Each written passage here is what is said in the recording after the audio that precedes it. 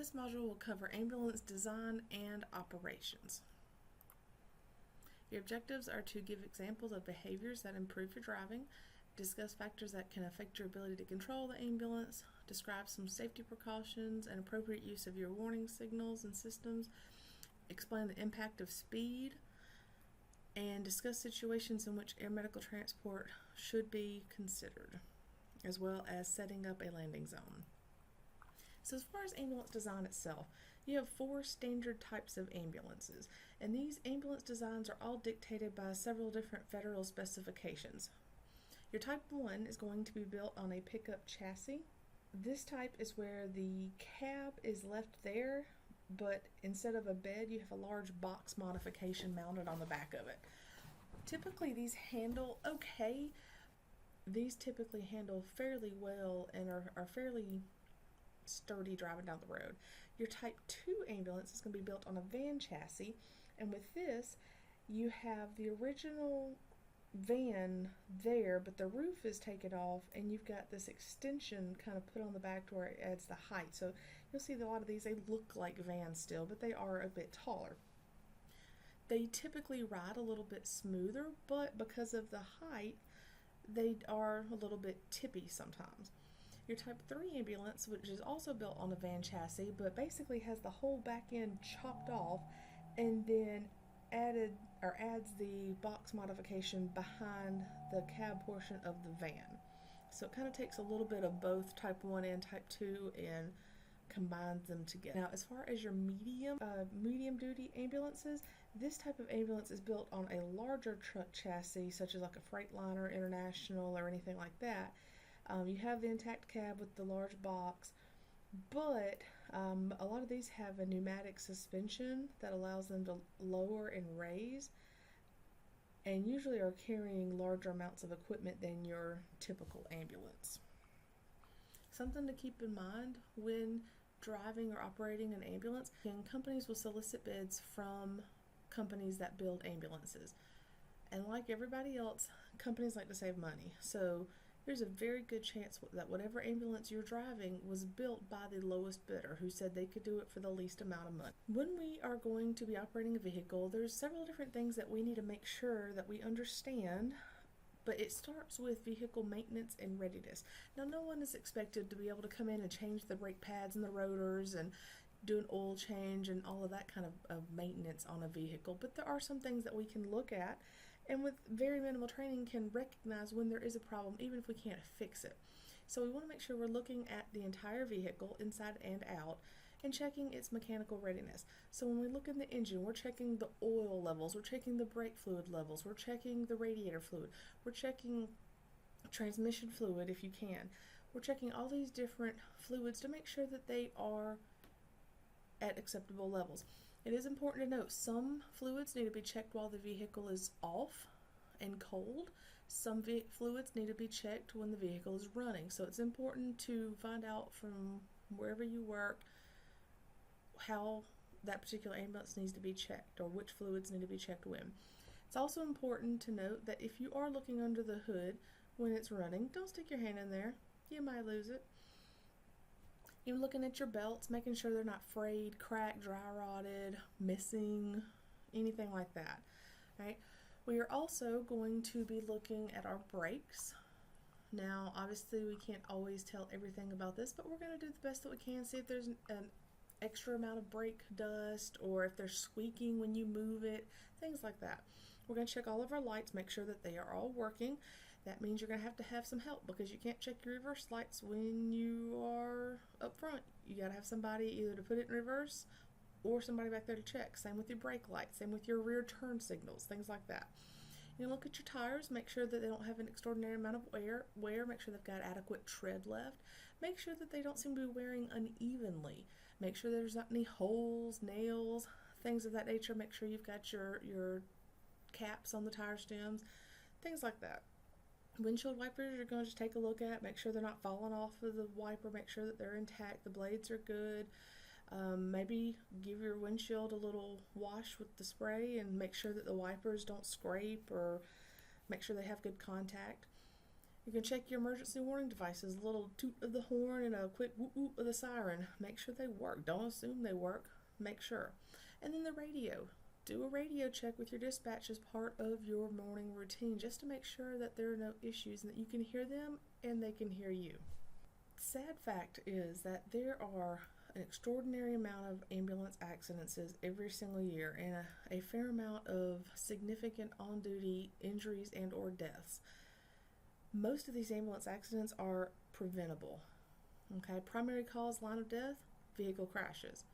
And a lot of these injuries, if not most of these injuries, occur in the patient compartment because we don't wear seatbelts, because we don't secure our equipment. An oxygen tank becomes a deadly missile in an accident. A cardiac monitor becomes a really heavy, deadly thing in an accident. It goes flying. If it hits you in the head, it will break your neck. And if it doesn't, it'll give you a TBI. It's really important that we take the time, take a few moments, buckle in our bag. Make sure it doesn't, y'all picked up a bag, you know how heavy it is. Make sure it's not going to fly if you get in a wreck. Make sure you're not going to fly if you get in a wreck. It's not the way you want to become a flight medic. Wear your seatbelt. A lot of people argue, oh, I don't have time, or I can't do my job, I can't reach my patient, etc., etc. Suck it up, buttercup, and do it. Do what you have to do before you leave, and then position your equipment where you can reach it, secure it, and secure yourself. Wear a seatbelt. That is your best and first line of defense in a wreck. Unfortunately, the cause of most of these crashes, human error, mistakes, because we put ourselves outside of a comfort zone, or we take things for granted and stop checking and making sure that we're doing and we're driving to the best of our standards and appropriately, in an appropriate manner. Don't let somebody else's emergency become your emergency. Some key components for your emergency driving. Always pass on the left. You don't want to pass on the right. You always want to pass on the left if at all possible. You want to make sure that you're driving smoothly. That way you're not likely, or you're less likely to cause injury to the provider or to the patient. That stomping on the brakes, stomping on the gas, back and forth motion can cause a lot of problems, not to mention somebody starting an IV or doing an intubation or doing something of that nature in the back of the ambulance when you're doing this. So always plan ahead. Intersections are the single most dangerous place for emergency vehicles. I don't care what your state laws say. Come to a complete stop at a red light and a stop sign every single time, right? Most state laws say that you may proceed through them with due regard, but that due regard puts all the onus on you. So make sure that you come to a complete stop. Visually clear each lane as you go. It's not worth your life just to try to get on through it.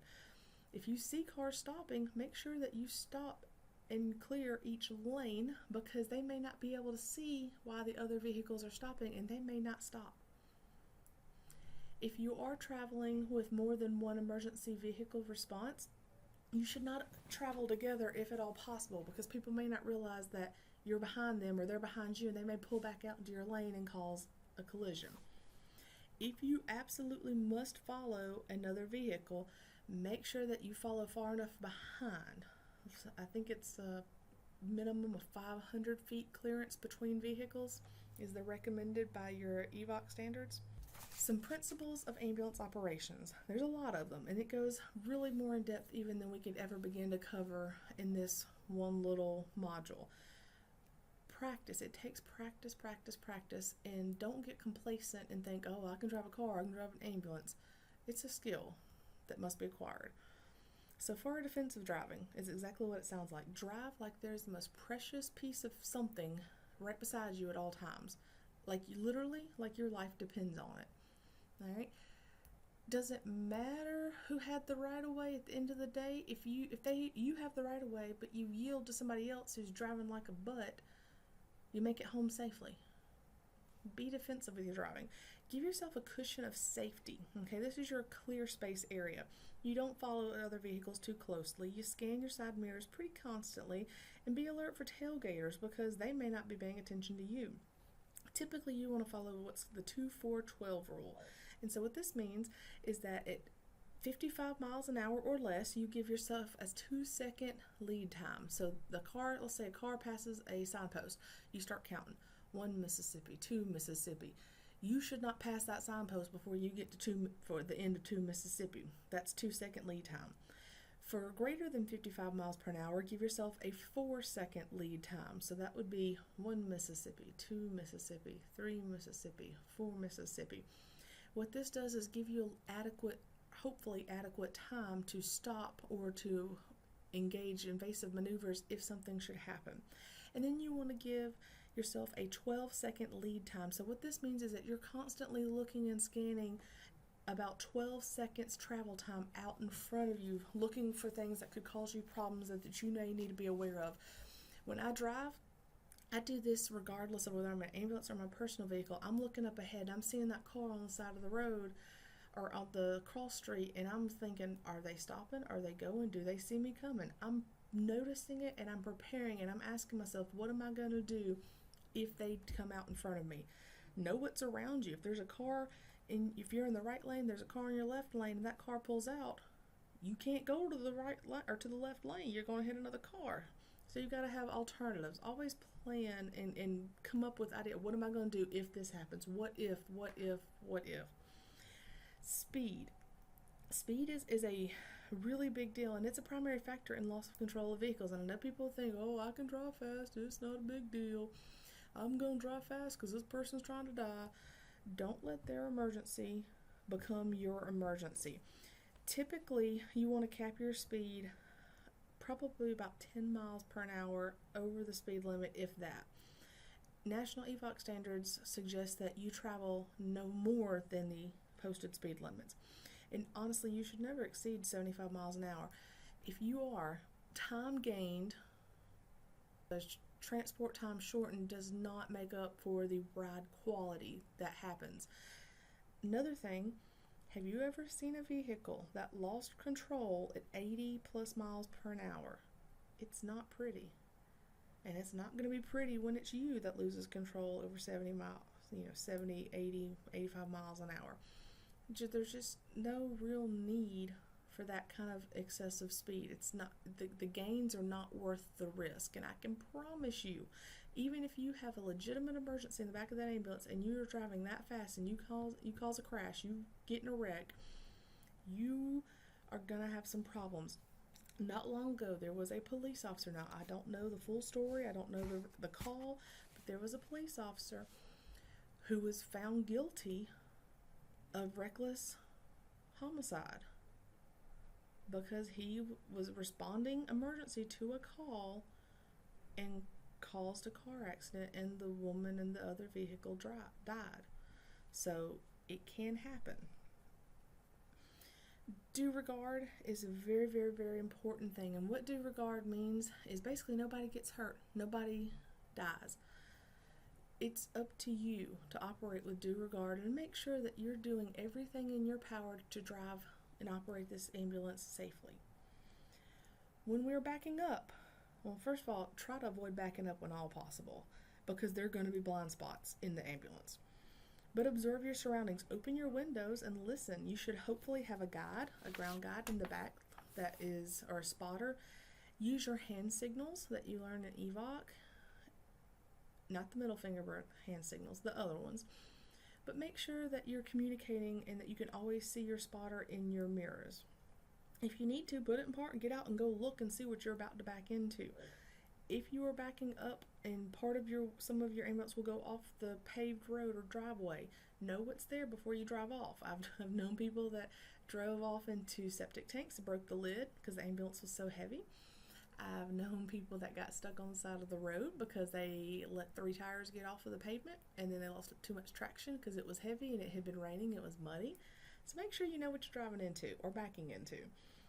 As far as your night driving, you want to make sure that you adjust your lighting, dim your control panel if at all possible. Make sure that you don't get in that trance where you stare off into space and everything starts kind of blurring together. If you find that you are not able to remember the last few miles, you need to pull over. You need to move, you need to adjust something because you're very dangerously close to having a wreck. With your emergency warning devices, Different states have different laws as to what meets the minimum requirement, but typically you'll have a siren that's required to be heard at least 100 feet out on a certain well and then 200 feet out on another well, or even further. And you'll have to have lights that are visible from all directions. So when you're responding in emergency mode, you have to have the emergency lights and sirens going in order to enjoy any of the allowments that you may have for bypassing state laws of the road, like speed, lanes of travel, that kind of thing. Okay, if you don't have both aspects of the emergency warning devices, lights and siren, operational, you could have some potential civil ramifications if you're involved in a wreck. When you park on scene, you want to position your vehicle to get you the best, safest access to the patient, but you should also position it to where it's an obstacle between traffic and the ambulance if there's traffic, because you don't want them to hit the scene and hit you. You'd rather them hit the ambulance. But you want to try to protect your scene and make sure that you're not too far away, so that way if you need to go back to the ambulance for some equipment, you're not having to hike half a mile if at all possible. You're right there for whatever you need.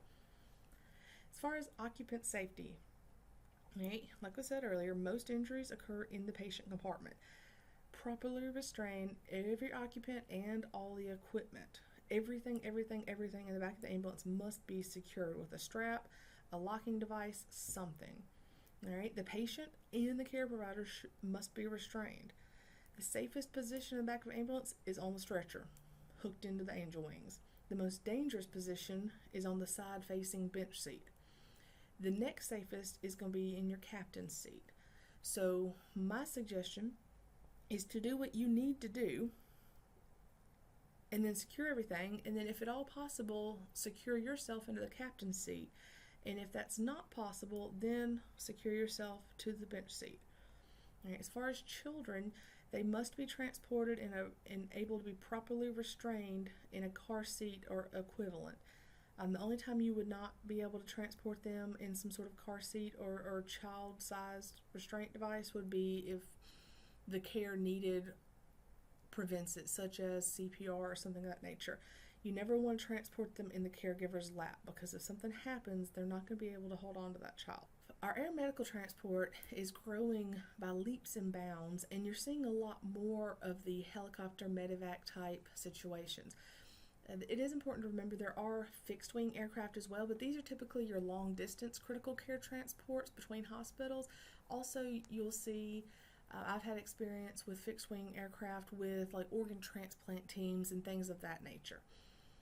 With your helicopters, these can be used both for long distance transports and for emergency transport. So a lot of times we will encounter these helicopters as a scene flight or maybe at a predetermined scene. There are limitations, and it's important to know what these are. Weather, of course, if it is inclement weather, especially extraordinary cloudy, if it's really, really rainy or windy, and some other things too, but weather can stop a transport from happening. If you're ever not sure, it's better to call and ask and check than to not check at all. There are some altitude issues. Some things can't go beyond a certain altitude, and so if there's really low, heavy cloud cover low, they may not be able to go high enough to get above it. It just depends. Aircraft cabin size. Most of these helicopters are fairly small. They're not super big. Usually they hold the pilot, the patient, the paramedic, and the nurse, and usually the patient's feet are up by the pilot. So you don't have a lot of extra room to work with. Typically, they're not going to be able to fly CPR in progress because just the limitations, they can't get to the patient to do it adequately there. There's weight limit. Can the patient physically fit inside the ambulance or inside the helicopter? Additionally, getting an approximate weight can let that pilot figure out and calculate how far can they take this patient, because if they are a good bit heavier than the average patient, they may not be able to take them to a hospital they would normally be able to make a flight with. And then, of course, terrain.